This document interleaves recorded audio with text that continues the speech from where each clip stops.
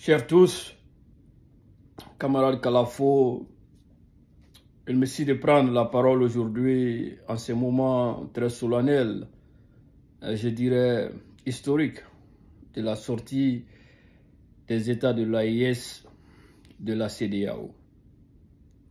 Un moment très historique et il convient de saluer le leadership des trois présidents de l'AES, de la Confédération des États de l'AES, pour leur détermination et surtout pour leur courage. Et pour paraphraser un souverainiste anglais, Winston Churchill, il disait que le courage est la plus importante de toutes les qualités humaines, car elle garantit toutes les autres. Félicitations aux dirigeants de l'AES. Aussi, il faut surtout saluer la résilience de nos peuples. Nos peuples ont été braves devant les sanctions inhumaines et illégales de la CEDEAO. Faudrait-il le rappeler que la querelle qui oppose l'AES à la CEDEAO est une querelle politique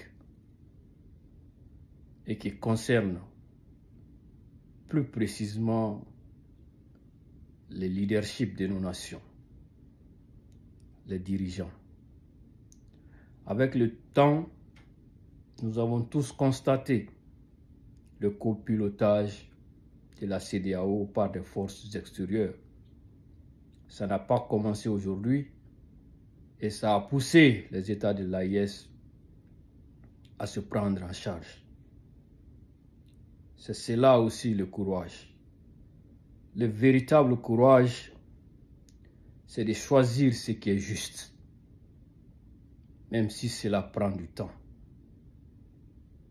Et ce qui est juste pour nous aujourd'hui, c'est la souveraineté de nos États, c'est le respect de la souveraineté de nos États. Nous avons tous été témoins des avancées militaires sur les champs de guerre. Kidal a été récupéré, la France, l'armée française a été chassée partout dans les États de l'AES et même les ressources naturelles obtiennent une meilleure gestion aujourd'hui. En témoigne la fin de l'exploitation par la France de l'uranium du Niger.